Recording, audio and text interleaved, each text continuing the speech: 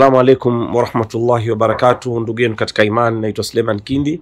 Nazungumza nikitoka katika mji mtukufu wa Madina, nikiwakilisha Riyadh TV online katika taarifa mbalimbali ambazo taasisi ya Arafat Hajj and Umrah Service itakuwa iko katika safari zake za kufika mji mtukufu wa Madina na kuelekea mji mtukufu wa Maka, kwa kila kitu kwa wakati. Mbele yangu ninaye mwenyekiti wa taasisi yetu ya Arafat Hajj and Umrah Service, Sheikh Khalifa Abdallah Saidi. Kwa mukhtasar sana, tutataka kujua yeye nini amepitia katika safari ya kutoka Zanzibar mpaka hapa tulipofikia. Tupe kwa mukhtasar sana habari ya safari ambayo tangu tumetoka Zanzibar na kuingia katika ndege na mpaka kufika mji mtukufu wa Madina.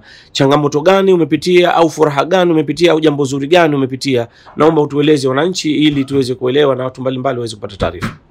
Alhamdulillah rabbil alamin, wassalatu wassalamu ala rasulillah sallallahu alaihi wasallam wa ba'du. Wallahi tuna furaha kubwa sana kwa sababu kwa upande wetu wa Zanzibar ni mara ya kwanza kupata flight ya Saudia Airline ambayo imetokea Zanzibar direct flight mpaka Madina, na sisi tumebahatika taasisi Arafat Hajj kuwa ndio taasisi ya mwanzo katika kuondoka na ndege hiyo ya Saudia Airline. Alhamdulillah, tumeruka pale saa 9:20 na tumetua Madina saa 2 kasorobo. Mahujaji wote tuliokuja nao takriban pamoja na taasisi nyingine walikuwa mahujaji 293. Na tunamshukuru Mwenyezi Mungu, mahujaji wote wamefika salama, usalmini, siha wal afya na wako vizuri. Lakini furaha kubwa zaidi tuliojivunia ni sisi taasisi Arafat Hajj and Umrah Service tukiwa tuna mahujaji 100, hali ya kuwa na mahujaji wetu wote wamefika vizuri wakiwa salama.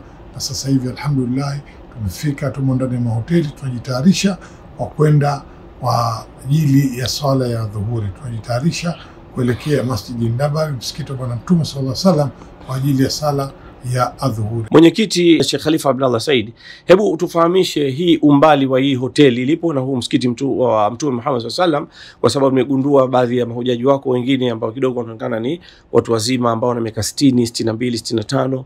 Ni ipi watapitia changamoto au upi wepesi katika kufanya ibada zao na zile furaha zao katika kutekeleza kile ambacho kimewaleta hapa?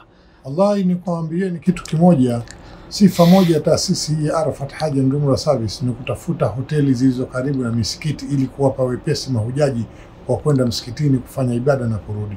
Na hii hoteli tulio nao sasa hivi ni baina hoteli na msikiti. Kwa hiyo ukitoka hotelini unaingia msikitini.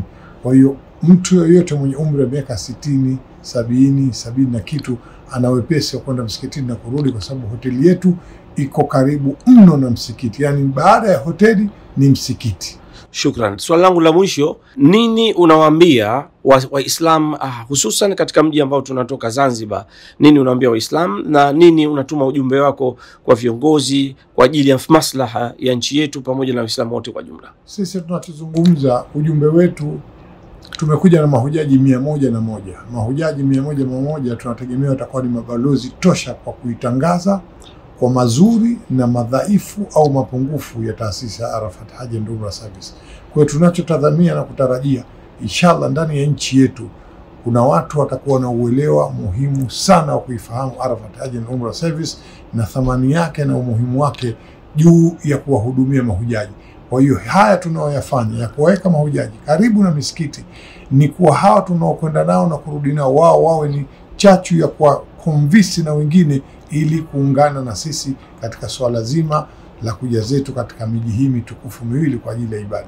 Wito wangu na waomba Watanzania wote kwa jumla wajiunge na Arafat Hajj and Umrah Service, kwa sababu ni taasisi yenye viongozi waliokuwa imara, makini, huduma bora za uhakika, na wanalifahamu wanalokwenda wasimamia na kuongoza wale wanaochukulia dhamana kuja katika masala mazima ya ibada zao za hija. Mwenyekiti Sheikh Abdallah Khalifa, swali langu la mwisho, bila shaka kila taasisi au kila idara au kila eneo au kila jambo yani linakuwa na dhamira na malengo.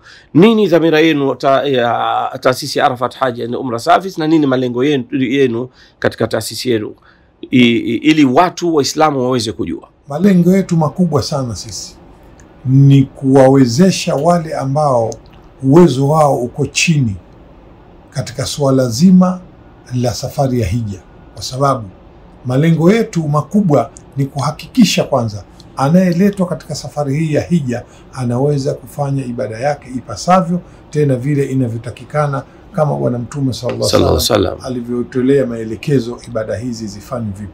Kwa hiyo tuna viongozi au tuna mashekhe au tuna watu ambao wanaifahamu hija, waliokuwa wana nguvu alizowajalia Mwenyezi Mungu, busara na hikma za kuweza kuwachunga, kuwasimamia na kuelekeza ndani ya swala zima la kiibada.